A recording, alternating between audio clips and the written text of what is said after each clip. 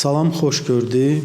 Bu videodan başlayaraq biz 1S platformasında sıfırdan, yəni ilk etapdan başlayaraq yenidən proqramlaşdırmanı, müxtəlif layihələrin hazırlanmasını və redaktə edilməsini öyrənəcəyik. Burada yəni ilk əvvəl onu da qeyd etmək istəyərdim ki, bu YouTube kanalımızda 1S platformasında proqramlaşdırmanın əsasları ilə bağlı silsilə hardasa 80-dan çox videolarımız var. İndi də bu videoları da yenidən hazırlanmaqda əsas məqsədim bu bizim üçün həm təkrar və həm də əlavə lazım olan funksiyaları birlikdə öyrənək.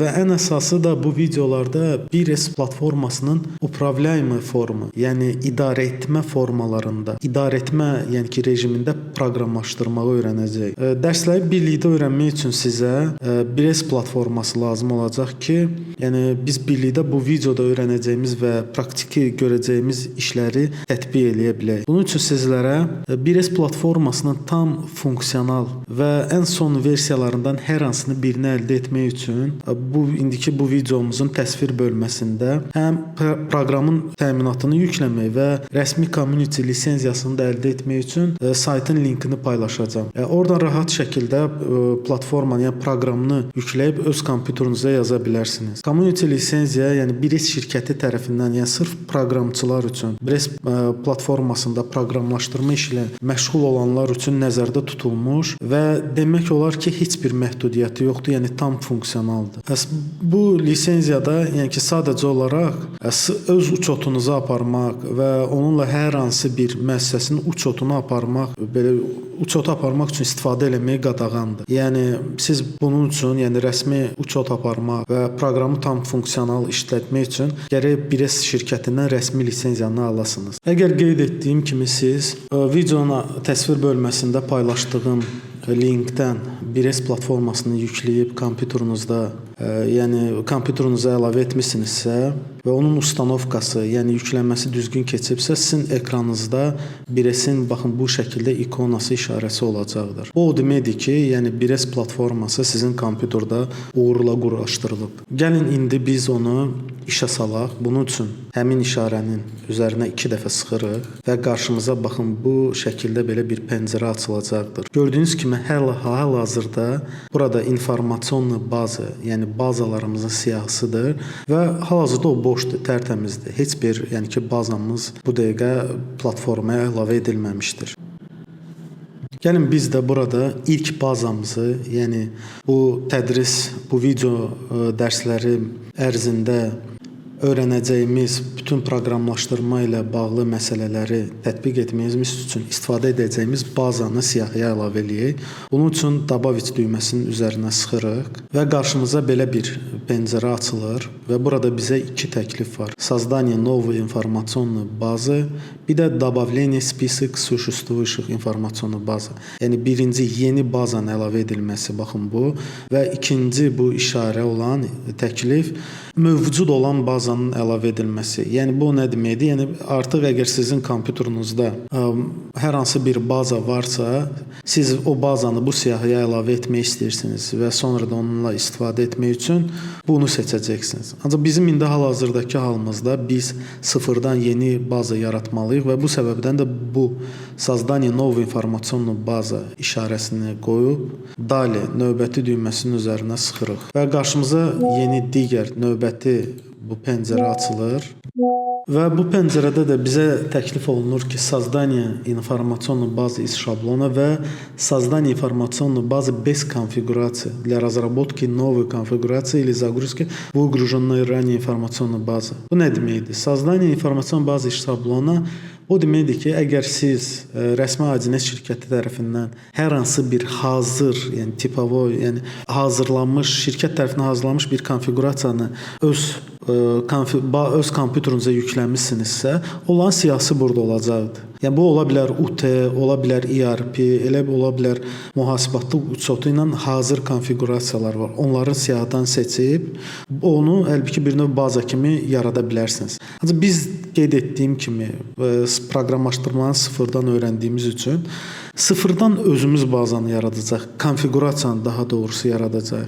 Bunun üçün создание информационной базы без конфигурации для разработки новой bu ikinci işarəni seçirik və Dalее üzərinə sıxırıq. sıxırıq. Və növbəti pəncərədə isə bizim əlavə edəcəyimiz bazanı və ya onun siyahıda görsənəcəyi adın təyin olunması hissəsidir və burada biz istənilən adı yaza bilərik bazamız üçün. Bu səbəbdən də indi bizim hal-hazırdakı bu videomuzda tədris xarakterlidir deyə gəlin bazamızın adını tədris bazası qoyaq.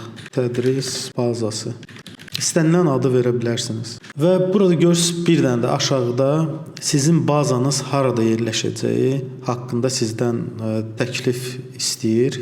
Yəni burada 2 dənə sazlama var. Biri na данном kompüteri, bu hazırki kompüterimizin içində və yaxud da serverdə. Serverdə bu nə deməkdir? Yəni siz bir növ birisi hər hansı bir SQL olsun, Oracle olsun, hansı ki məlumat bazalarında əlavə eləyə bilərsiniz. O bu haqqda gələcəkdə inşallah ayrıca bir mövzular, yəni ki videolar hazırlayaraq necə birisi faylovu, yəni fayl şəklində öz kompüterinizdə və yaxud da serverdə necə qaldırılmalıdır, o haqqda da danışarıq. Hal-hazırda bizə kifayət edir ki, na данном kompüteri, yəni bu kompüterdə bu işarəni seçək və dalə düyməsinin üzərinə sıxaq. Və bu növbəti pəncərədə isə bazanın yerləşəcəyi, yəni kompüterinizdə hansı kataloqda yerləşəcəyini sizdən sazlanmasını gözləyir. Yəni sizin bazanızı harda yerləşdirəcəksiniz. Bu da fərq etmir. Hər hansı bir kataloqu seçə bilərsiniz. Mən də indi belə bir dokument MB məlumat bazası, belə bir qovluq kataloq var. Orada yerləşdirəcəm. Və burada novaya papka yaradıram tədris bazası üçün. Papkanın da adını qoyuram tədris baza. Və bu qovluğu, yəni bu papkanı da seçirəm. Vыбор papki, papkanı seçim düyməsinin üzərinə sıxırıq. Və aşağıda da görürsünüz ki, yazıq strana. Bu sizin platformanın, yəni bazanın dilini, menyularının dili, interfeysdə görsənən bölmələrin dilin hansı dildə olsun onu təyin edirsiniz. Standart olaraq rus dili bizə təklif edilir. Ümumiyyətlə bilirsiniz ki, 1S platforması ümumiyyətlə proqramlaşdırması da əsasən rus dili sintaksislə yazılıb. Rahat da olsun, öyrənməyimiz asan da olsun deyə biz burada elə rus dilində qoyarıq. Ancaq belə baxanda burada bütün müxtəlif ölkələrin, hətta Azərbaycan dilinə kimi var. Ancaq tədris xarakteri daha yaxşı olar ki, rus dilini seçək. Orada düzdür, indi rus dilini seçimi o demək deyil ki, biz bunu sırf rus dilində öyrənəcəyik. Yox. Rus dilində bilməyimiz yaxşıdır ki, bu proqramın öz, yəni ki, dokumentasiyası, bunun haqqında bütün məlumatlar internet şəbəkəsində də rus dilindədir. Yəni proqramda istifadə olan anlayışları, sintaksisi daha yaxşı olar ki, rus dilini özündə öyrənək. Ancaq düzdür, bütün bu rus dilində olanların, yəni izahını da, yəni ki, bu mövzuları keçdikcə onları da qeyd edəcəyik. Rus dilini seçirik və dalə. Burada, yəni ki, məncə bu axırıncı pəncərəmizdir, yəni bazana əlavə olunması üçün.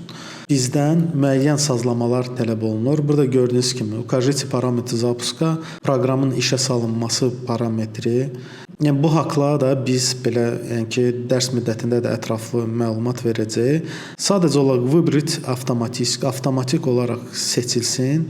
Bu şəkildə qoyuruq. Və основной rejim zapuski, hansı ki, indi bu dərsdə də bu haqda danışacaq.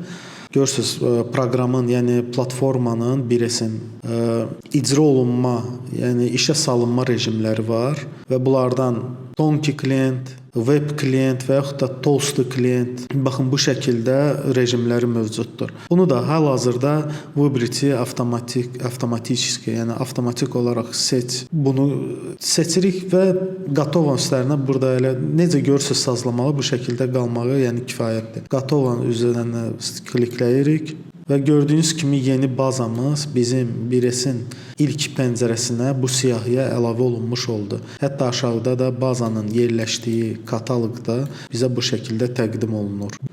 İndi hal-hazırda bizim bu əlavə etdiyimiz baza tam boş, yəni içində heç bir məlumat, heç bir obyekt hal-hazırda bu bazamızda yəni ki, yoxdur. Yəni biz bunu sıfırdan yaratmış olduq. Mən isə indi bu video dərs müddətində sizə məlumat bazası nədir, platforma nədir və bu kimi digər əsas anlayışlar haqqında da danışacağam. Yəni bunları bilməyiniz və başa düşməyiniz mütləq vacibdir. İndi həm də ola bilər ki, yəni dostlar, siz hal-hazırda düşünürsüz ki, mən sizə çox sadə, elə bəsit və primitiv şeyləri göstərir və izah eləyirəm. Yəni amma buna baxmayaraq mən bunu etməliyəm. Çünki aramızda elələri də var ki, məsələn, 1S platforması ilə yeni tanış olublar və onlara ilkin səviyyədə həm belə nəzəri, həm də praktiki biliklər əldə etmək, yəni ki, vacibdir. Odur ki, biraz səbr etməyinizi xahiş edirəm. Yəni ki, indi gəlin davam eləyək. İndi informasiya bazası anlayışını izah etməyə başlamazdan əvvəl mən 1S platformasının, yəni ki, əsas işə salma rejimlərini göstərməliyəm. Bunlar gördüyünüz kimi, baxın, burada da pəncərəmizdə də bu həmin düymələr yerləşir. Konfigurator rejimi və 1S предприятие, yəni 1S müəssisə rejimidir. 1S предприятие, yəni 1S müəssisə rejimi bu 1S ilə işləyən istifadəçilərin açdığı, yəni ki, rejimdir. Yəni proqramı, sizin bazanı açıb onun funksionallarından istifadə etmək üçün, yəni sənəd yaratmaq, spravочник yaratmaq, məlumatları bazaya əlavə etmək üçün bu istifadəçilər bu 1S müəssisə rejimi vasitəsilə proqrama, yəni proqram tətbiqinə 1S-ə daxil olurlar. Konfigurator isə konfigurasiyanın yaradılması üçün istifadə olunur. Yəni bu bir növ proqramçıların, yəni bazanı dəyişən və yaxud da yeni sıfırdan konfigurasiya yaradan proqramistlərin işlədiyi bir rejimdir. Gəlin biz indi bir səni konfigurator rejimində işə salaq. Bunun üçün baxın bu konfigurator düyməsinin üzərinə sıxırıq. Beləliklə indi qarşımızda bizim üçün konfigurator açıldı və gördüyünüz kimi o əsas menyulardan, yəni yuxarıda pəncərənin yuxarı hissəsinə baxsaz, əsas menyudan və piktoqramlardan ibarətdir. Baxın bu işarələr düymə kimi, baxın gördüyünüz bu piktoqram işarələrindən ibarətdir. Yəni proqram baxın bu şəkildə açılır konfigurator rejimində. Yəni bu menyular hansı ki indi biz görürük, əslində bir çox proqramdakı menyulara yəni çox bənzəyir. Yəni fikir verirsinizsə, faylı, misal üçün, pravka, düzəliş və ya konfigurasiya, atlatka, administrativniya, servis.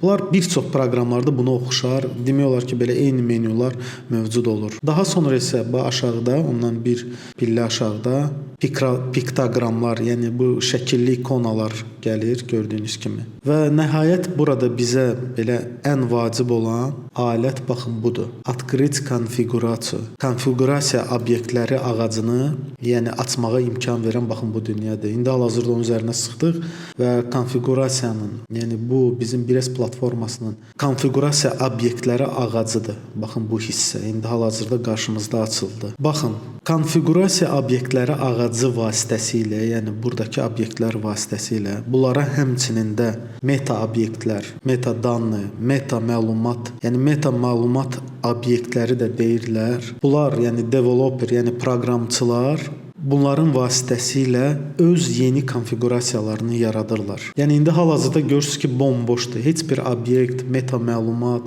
yəni meta danlı və yaxud da meta məlumat obyektlərin heç biri hal-hazırda bizim bu konfigurasiyada yoxdur. Yəni çünki biz bunu sıfırdan yaratmışıq. İndi beləliklə biz artıq bir neçə yeni anlayışla tanış olduq. Yəni anladıq ki, bu anlayışlar hansılardır? İnformasiya bazası, konfigurator və konfigurasiya. Bu üç anlayışla indi hal-hazırda belə tanış olduq. Bu adları eşitmiş olduq. İndi isə gəlin biz bu anlayışların necə məntiqi şəkildə izah edib başa düşə bilərik ona baxaq. Yəni özünüz də görürsüz ki, yəni 1S özü, yəni özü özlüyündə tam funksional, müstəqil bir proqramdır. Yəni hal-hazırda görürsüz qarşımıza belə bir pəncərə də açılıb, proqramın özü tam müstəqil belə funksional bir proqramdır. Özünün belə menyuları var, obyektləri var, meta belə obyektlər, meta məlumat obyektləri. Yəni tam funksional işləyən bir proqramdır. 1S platformasının özü belə. Yəni sadəcə tək bir bu proqramdan, yəni 1S platformasından istifadə etməklə biz onu müxtəlif işə salma rejimlərindən həm proqramçı, yəni indi hal-hazırda göz konfigurator rejimində açmışıq, həm proqramçı üçün, həm də istifadəçi rejimdə istifadə etmək mümkündür. Yəni sırf bu proqramın özünün vasitəsilə. Yəni ki, proqramçı bu konfiqurator rejimində konfiqurasiyanı yazır. İstifadəçi isə 1S müəssisə rejimində həmin bizim, yəni proqramçının yaradacağı, düzəliş etdiyi konfiqurasiyadan istifadə etməklə işləyir. Yəni 1S müəssisə rejimində, hansı ki, əvvəldə sizə göstərdim. Lap gəlin yenidən bir daha da açaq. Görürsünüz, baxın, konfiqurator rejimində hansı ki, biz hal-hazırda bu rejimdə açmışıq proqramı. Bu proqramçının daxil olduğu və konfiqurasiyanı yazdığı, dəyişdiyi hissədir. Bir də proqramçının yazdığı konfiqurasiyanı istifadə edən istifadəçi üçün 1S предприятие, baxın 1S müəssisə rejimi. Yəni gördüyünüz kimi bizə artıq aydın oldu ki, bu 1S-in işə salma rejimləri, yəni istifadəçi və yaxud da konfiqurator rejimini tanış olmuş olduq. Yəni əslində informasiya bazası, yəni dedikdə iki əsas komponentin birləşməsi, yəni ki, nəzərdə tutulur. Bu konfiqurasiya və məlumat bazası, yəni data. Yəni biz informasiya bazası dedikdə proqramçının yazacağı bu konfiquratorda istifadəçi üçün hazırladığı funksional bir quruluş, yəni konfiqurasiya, yəni sənədlər, spravçıqlar, görsə heç bir şey yoxdur hal-hazırda. Yəni bu konfiqurasiya və məlumat bazasının özü. Bu iki komponent birlikdə informasiya bazasını təşkil edir. Yəni ki, bunu bilin. Yəni informasiya bazası dedikdə bir S-də bu konfiqurasiya, yəni bu konfiqurator rejimində yazılacaq konfiqurasiya və istifadəçi məlumat bazası. Yəni bu iki komponentdən ibarətdir. Gəlin indi hal-hazırda biz 1S-ni sınaq debug rejimində, yəni ki, baxın bu atlatka vasitəsilə və yaxud da klaviaturada F5 düyməsini sıxaraq işə sala bilərik. Yəni bir növ istifadəçi rejimində açaq və 1S-in istifadəçi rejimində necə görsəndiyi ilə də tanış olaq. Bunun üçün atlatka, načat atlatku və yaxud da buradakı işarənin üzərinə sıxırıq. Gördüyünüz kimi burada da qeyd olunur načat atlatku və yaxud da F5 düyməsi. Beləliklə, görürsünüz qarşımızda bu şəkildə bir pəncərə proqram açıldı. Gəlin onu böyüdək. Biz indi 1S-ni elə bir rejimdə işə saldıq ki, istifadəçi baxın onu necə görürsə, hazırda biz də onu o cür görürük, o şəkildə görürük. Yəni ki, sanki hal-hazırda istifadəçi hal-hazırda onunla işləməyə başlayır. İndi görürsünüz ki, bomboşdur da, heç bir şey yoxdur. Sıfırdan baxın bu şəkildə qarşımıza açılmış olur. Yəni niyə görə deyirəm? Çünki heç bir obyektimiz, heç bir sənəd, heç bir spravçıq məlumat, heç bir registr, heç bir şey olmadığı üçün istifadəçi rejimində də açdığımız zaman belə bomboş istifadəçinin gördüyü, baxın bu rejimdə 1S bizim qarşımızda belə bu şəkildə açılır. İndi hal-hazırda boşdur. Bu səviyyədən gəlin onu bağlayaq və keçək özümüzün əsas menumuza, yəni 1S-in konfiqurator rejiminə. Gəlin aydınlaşdıraq görək ki, nəyə görə ümumiyyətlə proqramçı konfiqurasiya yazır. Baxın, konfiqurasiya ümumiyyətlə müəssisənin, idarənin uçot ehtiyaclarını ödəmək üçün yazılır. Məsələn, bir müəssisənin fəaliyyətini izləmək, mühasibatlığını aparmaq və digər sair məqsədlər üçün. Gördüyünüz kimi indi konfiqurasiya obyektləri ağacında, baxın, müxtəlif obyektlər var. Yəni ki, standart olaraq bir proqram kimi adresdə bu sol tərəfdə. Bu ağacda görürsünüz ki, müxtəlif obyektlər var. Məhz bu obyektlər bu ehtiyacları qarşılamağa imkan verəcək. İndi inşallah biz onları belə bir-bir izah edəcək və siz də həmçinin tez bir zamanda bütün buradakı obyektləri mənimsəyəcəksiniz. Yəni birlikdə öyrənəcək bütün bu obyektləri.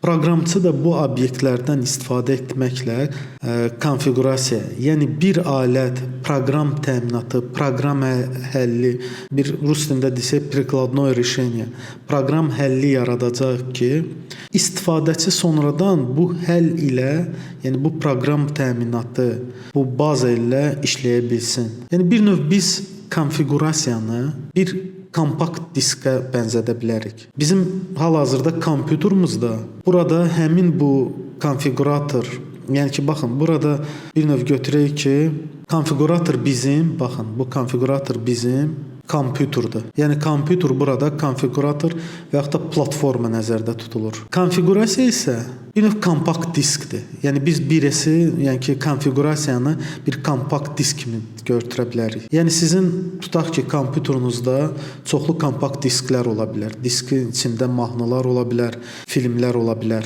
Yəni siz kompüterinizdə fərqli kompakt diskləri qoyub fərqli musiqilərə, fərqli kinolara baxa bilərsiniz. Eləcə də baxın, konfiquratorda, yəni bu platformada, Adines-də bu konfiqurasiyalar da fərqlidir. Kompakt disk kimi biz bu yəni ki, platformaya fərqli konfiqurasiyaları əlavə eləyə bilərik və onların da üzərindən işləyə bilərik. Yəni bu elə bir, yəni başa düşmək üçün qeyd edirəm bu kompüter, yəni kompakt disk məsələsini. Yəni ki, fikirləşin ki, kompüterdə fərqli disklər gəlib. İndi götürün ki, Adines-də də həmin bizim kompüterimizi bu platforma əvəz edir. Bu platformada fərqli konfiqurasiyalar yazılmaq olar. Bu istər upravlение торговля, ticarətin idarə olunması və yaxud da mühasibatlıqla bağlı konfiqurasiya və yaxud da hotellərin idarə olunması, restoranların idarə olunması fərqli bir növ kompakt disk kimi konfiqurasiyaları proqramist burada hazırlayır. Bir növ və istifadəçi də həmin kompakt diskləri bu platformanın üzərindən işə sala bilir. Yəni ki, konfiqurasiya fərqli olur. Biri var, konfiqurator rejimi budur. Proqramçı yəni ki, işlədiyi rejim. İstifadəçi rejimi, baxın budur, indi hal-hazırda açılır, görürsünüz, bomboşdur. Bir növ boş disk qoymuşuq. Kompüterə boş disk. Hal-hazırda boş konfiqurasiyadır. İçində mahnı, musiqi yoxdur, elə bilin. Yəni bu isə bizim kompüterimiz, yəni bizim platformamızdır. Və fərqli kompakt disklər, yəni belə bu şəkildə deyirəm, başa düşək deyə. Fərqli konfiqurasiyalar, yəni hazırlanır və bu platformadan işə salınır. Yəni ümid edirəm ki, yəni anlaya bildiniz. Yəni çox da dərinə də getməyə ehtiyac yoxdur. Sadəcə başa düşək ki, yəni bu bizim hal-hazırda açdığımız konfiqurator rejimində biz fərqli konfiqurasiyalarla yəni ki, işləyəcəyik. İndi də hal-hazırda bizdə bomboş konfiqurasiyadır. Yəni sıfırdan özümüz bir tutaq ki, mühasibatlıqla bağlı və yaxud da ticarətin idarə olunması ilə bağlı və yaxud da misal üçün onlayn kassa ilə bağlı fərqli bir konfiqurasiyanı oturub sıfırdan yazacaq. Misal üçün deyirəm. Yəni baxın bu şəkildə anlayın. İndi demək olar ki, belə ümumi məqamları artıq belə başa düşdük. İndi isə gəlin biraz konfiquratorda əsas menyuda və piktoqramları ilə tanış olaq. Yəni ki, konfiqurasiyada ümumiyyətlə nələr var, onları nəzərdən keçirdik. İndi hal-hazırda bu konfiqurasiyanın, bu obyektlər ağacı, bu bölməni, bu pəncərənin bu hissəsini bağlaya bilərsiniz. Yeri gəlmişkən burada bir məsələni də deyim. Bu ağacı açmaq üçün, yəni ki, təkcə sadəcə bu düymə deyil, digər şəkildə də biz onu aça bilərik. Bu konfiqurasiya bölməsinə daxil olub, baxın, okno konfiqurasiya. Bu menyunu da bu bölmədən seçsək, konfiqurasiya ağacını yəni ki, aça bilərik. Yəni bunu da qeyd etmiş olum. Gəlin ilk əvvəl menyularla tanış olaq, bu yuxarı pəncərədə olan. Burada görürük ki, fayl. Fayl bu sənədlərlə işləmək üçündür. Orada daxil olduqda görürsünüz, yeni fayl yarat. Vursaq, burada fərqli fayllar yarada bilərik. HTML dokument və yaxud da cədvəl, şəkil, yazı, mətn üçün. Yəni istənilən belə, baxın, buradakı hər hansı bir sənədləri obyektləri yarada bilərik birbaşa olaraq. Yəni fayl bu sənədlərlə işləmək üçündür. Sonra pravka, gördüyünüz bu düzəliş, edit də ingilis dilində olsa bu şəkildə qeyd olunacaq. Burada mətn və obyektləri dəyişmək üçündür. Gördüyünüz kimi, baxın, bunları indi inşallah işlədiyimiz müddətdə bütün ətraflı şəkildə, yəni biz bunları nəzərdən keçirdəcəyik. Sonra konfiqurasiya bölməsidir. Baxın, bu menyuda yuxarıda əsas. Bu sistemin funksional quruluşu ilə işləmək üçündür. Yəni konfiqurasiyanın özünün, hansı ki biz bu obyektlər əlavə edəcəyik. Bütün sistemin funksional quruluşu ilə işləmək üçün lazım olan alətlər də burada yerləşir. Və digər atlatka, baxın bu debug, ingilis dilində olsa burada debug olacaq. Belə sınaq, yəni sazlamalar və səhvləri aradan qaldırmaq üçün, yəni yazdığınız konfiqurasiyanı sınaqdan keçirmək, test etmək üçün istifadə olunan bölmələr, yəni alətlərdir. Bunlarla hamısı ilə ətraflı şəkildə bu videolar ərzində yəni tanış olacaq. Və burada administrativniya, servis Burada misal üçün kompüterin misal üçün işə salınma rejimlərini təyin etmək üçün parametrlər, zapusk adines предприятия. O ilkin yadınıza gəlirsə bu avtomatik olaraq seçilmişdir. Yəni bütün sazlamalar hamısı bu menyular vasitəsilə də birbaşa olaraq biz konfiquratordan, alətlərdən istifadə etməklə təyin edə bilərik. Bunlar haqqında da ətraflı danışacağıq. Hətta gəlin baxın, misal üçün bu administrativaniya, yəni idarə etmə bu bölməsidir, menyusudur. Buradan siz istifadəçiləri yarada bilərsiniz. Yəni birisindən, yəni sizin bazanızda hansı ki istifadəçi yaradıb, ona müəyyən şifrə təyin edilir ki, hər istifadəçi öz məlumatlarını, yəni fərqli istifadəçi adları ilə daxil olub, yəni ki əlavə edib sənədlər yarada bilirlər. Aktiv izləyiciləri, aktiv istifadəçiləri izləyə bilərsiniz. Sonra qeydiyyat jurnalı var. İnformasiyasının bazasına yükləyə, görürsünüz, misal üçün yükləyə və yükləyə bilirsiniz. Выгрузить informasyonu bazı ixrac etmək və загрузить bazanı müəyyən fayldan biz bura əlavə eləyə bilərik. Bütün bunlarla da ətraflı şəkildə, yəni tanış olacaq. Və həmçində publikasiya, hətta görürsünüz, publikasiya na web server. Biz BIRES bazamızı internetdə də dərc eləmək, yəni ki, publikasiya da eləyə bilərik. Başqa bir brauzerdən də istifadəçilər bazaya daxil olmaq imkanları əldə etmiş olurlar. Publikasiya na serverə. Bütün bunlar haqqında da ətraflı danışacaq. Sonra bir qeyd etdiyim kimi də servisdə, baxın burada keçsək bu menyudadır. Bu da əsas menyulardan biridir. Yəni proqramın sazlanmalarını bir növ tənzimləyirik. İş rejimlərini dəyişə bilirik. Redaktör rejimində konfiqurasiyanın, misal üçün, bir növ konfiqurasiyanın bütün redaktör rejimlərini də buradan təyin edə bilirik. Baxın, daxil olaq nastroyka bölməsinə. Bu görürsüz, bütün buradakı menyuları da təyin etmək üçün, yəni ki, bu hissədən, yəni bu servis bölməsinə daxil olmaqla etmiş oluruq. Gəlin, digər əsas menyulardan biri də bu, baxın, parametre bölməsi idi, hansı ki, bir adı açmışdıq. Burada fikir versəz, üst hissədə fərqli bölmələr göstərilib. Общий, yəni ümumi. Fikir verin, redaktivaniya konfiqurasiya для режима запуск. Bizim konfiqurasiyanın işə salma rejimi. Upravляемые приложения. Baxın, bu videonun əvvəlində qeyd etdiyim kimi, bizim sırf burada öyrənəcəyimiz bu proqramlaşdırma ilə bağlı mövzular, baxın, bu upravляемые приложения, yəni idarə olunan tətbiq, idarə olunan forma, upravляемый forma, baxın, bu rejim üzərindən olacaqdır. Çünki artıq siz də, yəni qeyd edim ki, BIRES-in işə salınmasının, yəni ən əsas iki rejimi var. Bu adi rejimdir, yəni обычное приложение, обычная forma. Bir də var upravляемый forma, idarə etmə forma. Hal-hazırda bütün müasir BIRES-in, yəni proqram təminatları, konfiqurasiyaları hamısı upravляемый formadadır. Belə daha müasir interfeysdədirlər. Bizim də, yəni ki, yazacağımız bütün kodlar, bütün əlavə edəcəyimiz funksiyalar demək olar ki, sırf bu upravляемый приложениеdə, upravляемый idarə olunan tətbiqdə,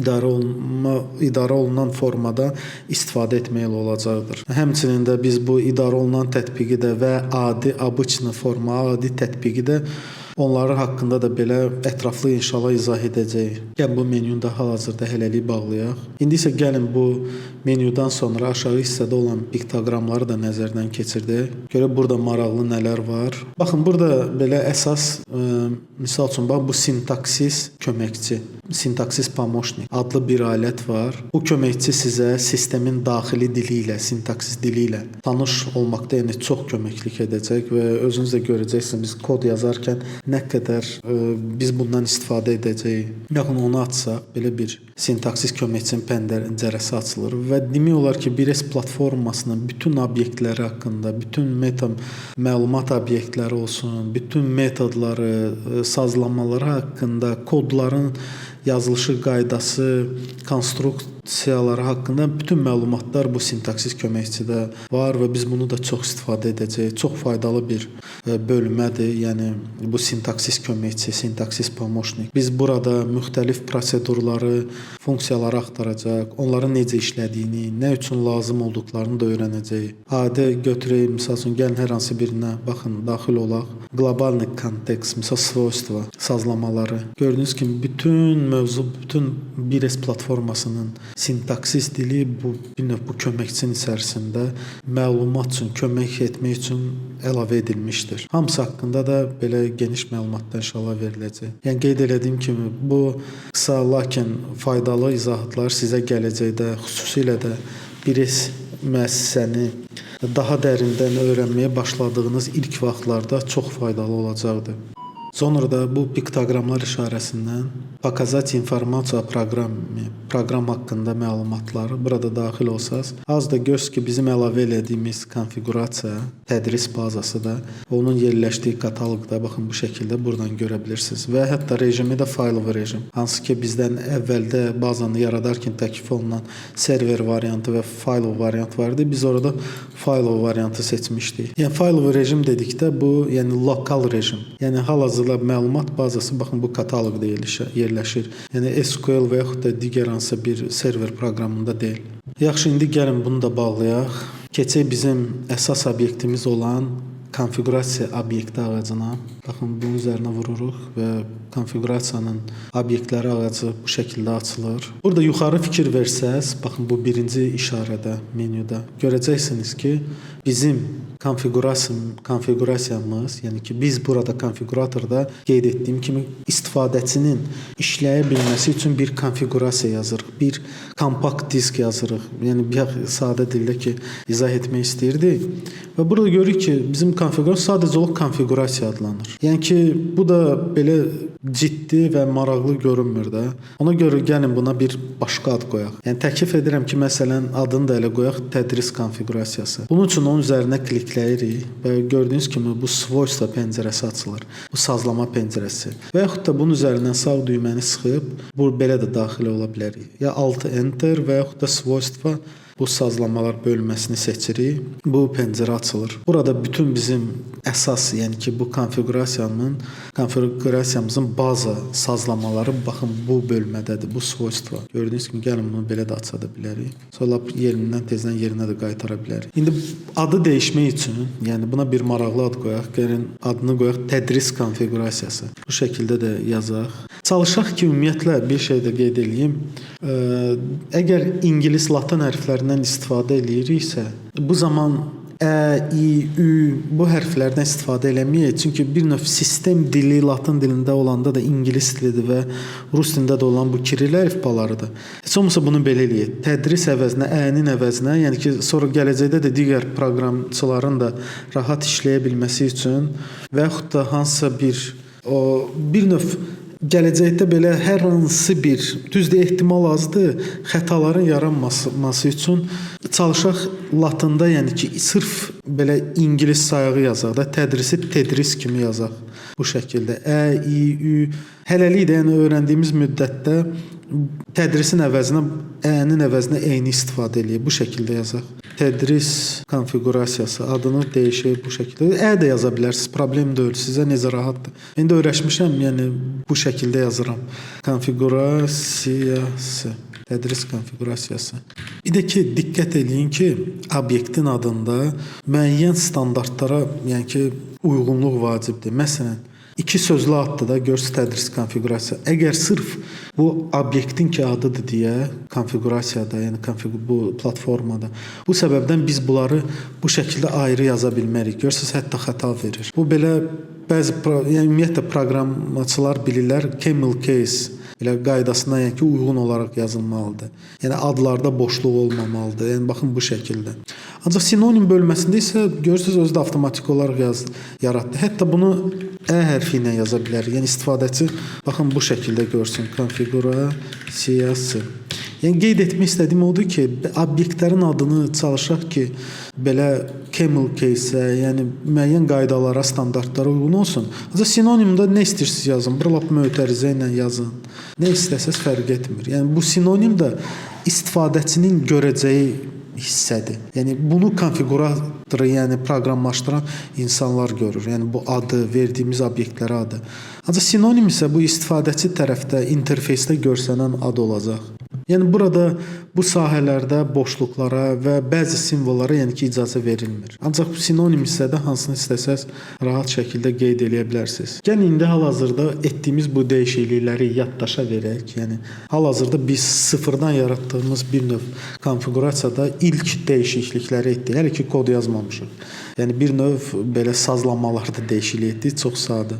Və bazan yeniləmək üçün baxın bu piktoqrama bölməsində, yəni bu kiçik ikonalı işarələrin üzərində abunabit konfiqurasiya, bu konfiqurasiyanı yeniləmə və yaxud F7 düyməsinin üzərinə sıxırıq və bazamızda bu hal-hazırdakı dəyişiklik gördünüz. Boş baza deyə sürətli şəkildə belə dəyişiklik təyin olundu, yəni dəyişildi. Və etdiyimiz bu dəyişikliyi də görmək üçün gəlin istifadəçi rejimində də bazamızı açaq, konfiqurasiyamızı daha doğrusu. Və gördüyünüz kimi bu tədris konfiqurasiyası yazısı da baxın yuxarıda artıq bizim qoyduğumuz şəkildə, yəni ilk addımımız oldu ki, konfiqurasiyamızı təyin elədik. Yəni tədris konfiqurasiyası. Burada ola bilərdi ticarətin idarə olunması konfiqurasiyası və ola bilərdi misal üçün bəzi standart tipovoy hansı ki müəssisələrdə istifadə olunur, mühasibatlıq konfiqurasiyası. Biz də indi ilk tədris konfiqurasiyasına, yəni ilk addımımızı atmış olduq. Gəlin indi bağlayaq və yenidən qayıdaq konfiqurasiyamıza, konfiquratora və bizim bu ilk hansı ki sazlamalara ki daxil olmuşduq və bu hissədən davam etdirək. Bizim qeyd etdiyimiz kimi 1C bir neçə işə salma rejiminə malikdir. Baxın, burada fikir verin bu sazlamada. Основной rejim zapuska, proqramın işə salınması, yəni ki rejimləri. Yəni söhbət burada əsas rejim xüsusiyyətindən gedir. Burada əsas 2 rejim var. Onlar da baxın bunlardır. Açaq siyahını. Управляемые приложения və обычные приложения. Bunlar arasındakı fərq nədir? Gəlin onu aydınlaşdıraq. Baxın, bu управляемые, yəni idarə etmə tətbiq, idarə etmə forma.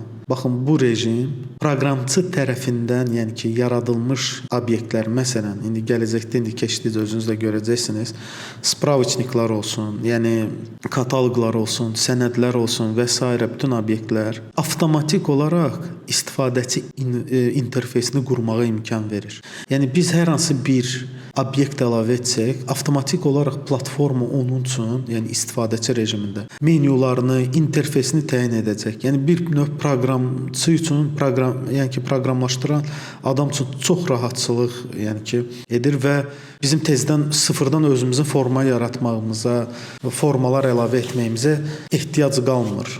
Yəni baxın, burada gördüyünüz bu obyektlərdən hər hansı birini əlavə etsək, avtomatik olaraq platforma özü onun üçün forma, istifadəçinin qarşısına çıxacaq interfeysi formanı yaradacaqdır. Həmin bu upravляемый qeyd etdiyimiz rejimdə. Yəni heç bir menyunu, formanın içindəki dizayn etməyə filan belə şeylərə ehtiyac qalmır. Sizin sadəcə etməli olduğunuz tək şey odur ki, mənim belə bir spravçnikim, yəni kataloqum və sənədim var, yəni ki, deməkdir, yəni kifayət eləyir. Misal platforma özü hər bir formanı zadı interfeysi avtomatik olaraq bir növ generasiya eləyir bizim üçün. Yəni belə də qeyd edək ki, interfeysin bir hissəsinin yaradılmasını bu rejim öz üzərinə götürür. İndi gəlin bir dəfə də idarə olunan tətbiq rejimində proqramımızı işə salaq və baxaq bu qeyd etdiyimizdə yəni nəyi nəzərdə tuturuq. Tezdən vuraq, baxın bunu.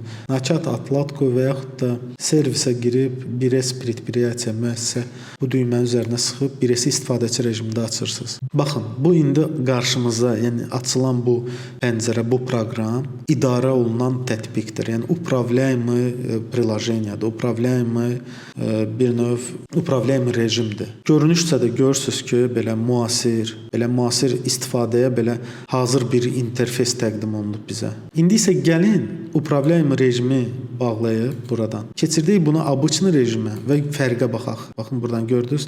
Основной bunun üzərinə tıklayırıq və buradan keçib основной rejim запусканы seçirik обычный приложение. Və gəlin indi bu rejimdə istifadəçi tərəfdən açaq və baxın. Fikir verin. Fərq açıq-aydın görsənir baxan kimi. İndi bu rejimdə, bu köhnə adreslərdə işləyən, yəni köhnə bu rejimdə işləyən insanlar olsa görkən sadə həmin olan köhnə 1С-də istifadə etdiyi bir interfeysdir. Görürsüz, heç bir müasir interfeys, menyu, düymələr, heç bir şey yoxdur. Hər şey primitiv və sadə görsənir. Necə ki, adı da обычный forma, adi formadır yazılır. Baxın, öz adını da doğruldur, baxın bu şəkildə. Yəni bu əslində sizə daha çox vizual sərbəstlik verir və daha çox əllə işləməyə sizdən tələb edir. Yəni avtomatik olaraq interfeysdə heç bir menyu formaya yaranmır. Ona görə də müasir layihələrdə çox vaxt idarə olunan bu tətbiq rejimi, yəni upravляемое приложение, baxın bu rejimə üstünlük verilir. Gəlin bu rejimi bağlayaq. Yəni ki, bizim də bu kursumuz sırf baxın bu rejim zapuska var idi ya. Bunun upravляемое приложение, yəni idarə etmə tətbiqi, idarə etmə forma. Baxın bu rejimdə proqram, yəni ki, təminatını öyrənəcəyik. Gəlin davam edək. İndi isə konfiqurasiya obyektləri, baxın bu ağacın ümumiyyətlə bu hissə ilə daha yaxından, daha belə ətraflı tanış olaq. Məncə mən bütün indi bunları qeyd edərkən siz artıq buradakı bəzi şeyləri də, yəni ki, baxmağa, oxumağa başlamısınız və bəlkə də indi artıq burada yəni nələri necə adlandırdığını da görürsüz də. Məsələn, gəlin baxaq. Burada görürsüz общий, yəni ümumi, konstantalar, yəni bu dəyişməzlər, bir sabitlər, bir növ Azərbaycan dilində buna belə də qeyd edə bilərik. Spravочник ki, bu kataloqlar, arxiv, daha yaxşı olar kataloq kimi bunu qeyd eləyək. Məlumat, yəni saxlayan bir kataloqlar, dokumenti, sənədlər, отчётlar, misal jurnal dokumentov, sənəd jurnalları, sayımlar, перечислениyalar, hesabatlar. İndi ola bilər ki, bəzi bu obyektlər, yəni ki, 1S'də, yəni proqramlaşdırmaya təzə sıfırdan başlayanlar üçün çox da aydın görünməyən şeylər kimi adama gələ bilər.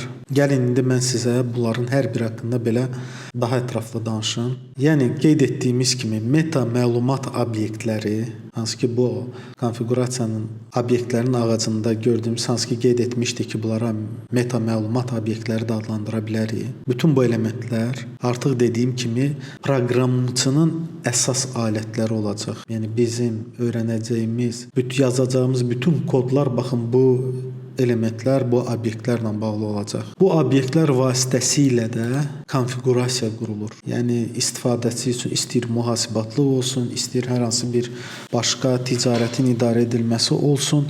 Baxın, bütün konfiqurasiyalar bu alətlər vasitəsilə qurulur.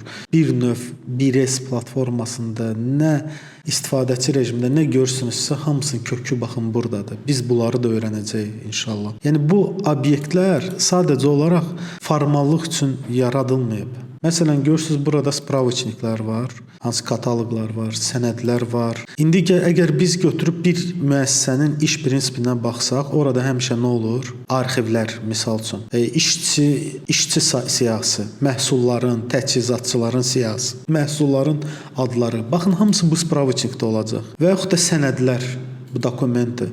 Müəssisədə nə olur? Yəni real götürsək, məsələn, alış sənədləri, satış sənədləri, yer dəyişmə sənədləri. Yəni real müəssisədə istifadə olunan bütün baxın, görürsüz bu obyektlərdə öz əksini tapır. Sənəd jurnalları, hesabatlar. Yəni hamısı hansı müəssisənin, idarənin, dükanın və reallıqda olan bir növ reallıqla bağlı olan bir elementlərdir. Yəni belə baxsaz, dediyim kimi kataloq nədir? İşçinin siyahısı müəssisədə, məhsulların siyahısı, təchizatçıların siyahısı. Baxın, hamısı spravочник kataloqlarda saxlanır. Alış-satış sənədləri, dokumenti.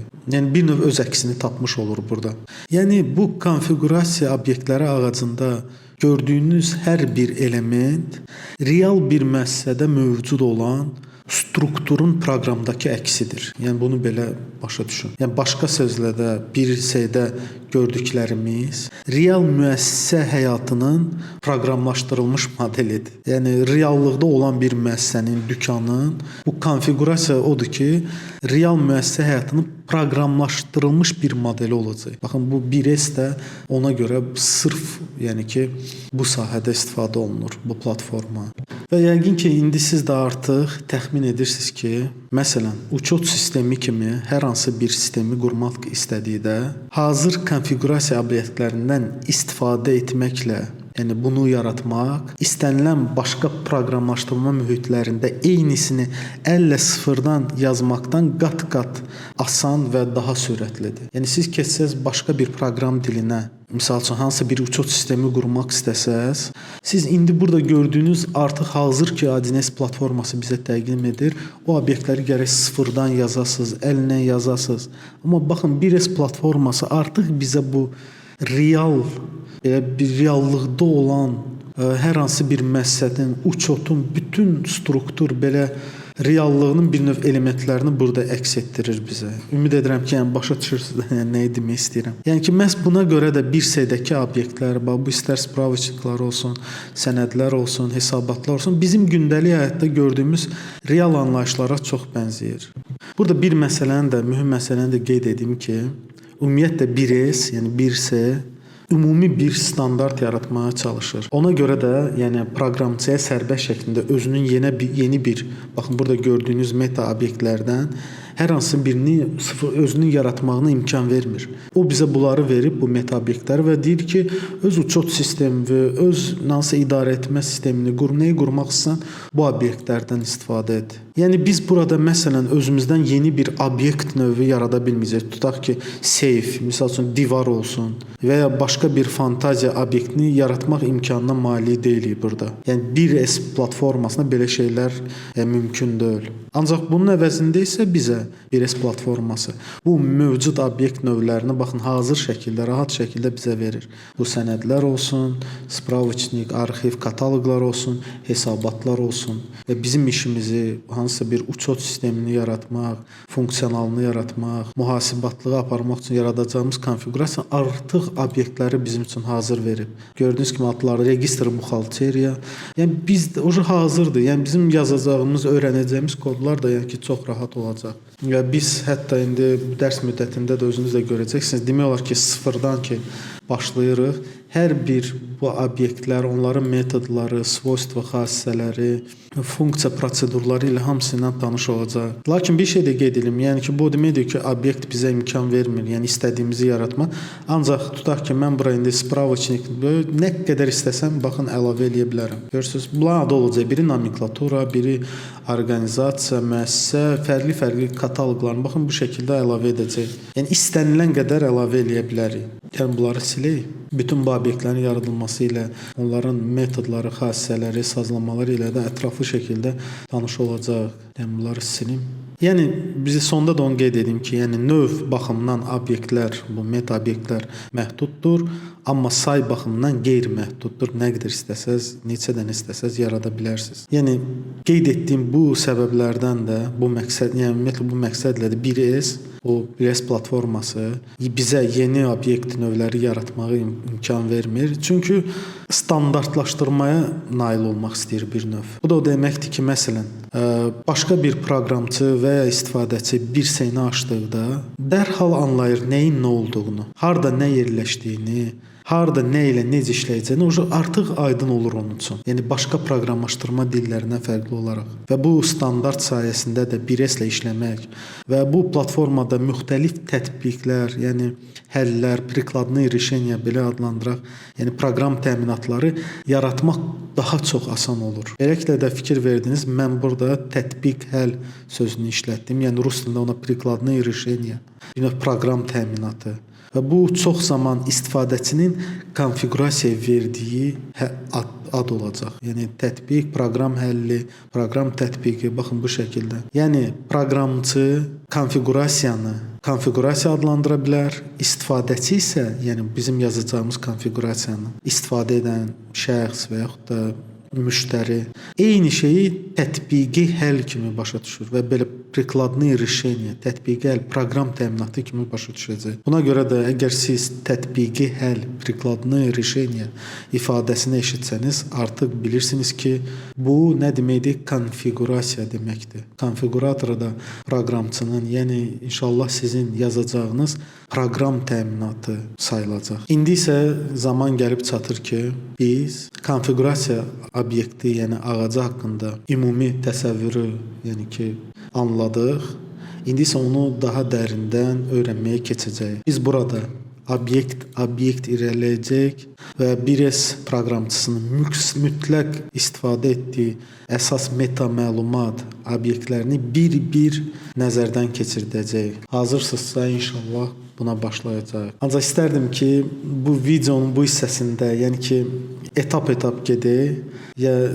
Bilirəm ki, bu ilk videomuz tanışlıq xarakteri oldu və bu səbəbdən də dərsin birinci hissəsini burada dayandırmaq istəyirəm. Yəni bu ilk videonu da tezliklə YouTube-da yerləşdirəcəm və bu gün də bu video dərsimizdə biz ümumən informasiya bazasının nə olduğunu, platformanın nə olduğunu, konfiqurasiyanın, istifadəçi rejiminin nə olduğunu, yəni 1S-in hansı rejimdə işə salındığı, hansı rejimlərdə işə salındığını öyrəndik. Beləliklə dərsin bu hissəsində, yəni dayanaq. Növbəti dərslərdə də bu mövzunu inşallah davam etdirəcəyik. Sağ olun, uğurlar.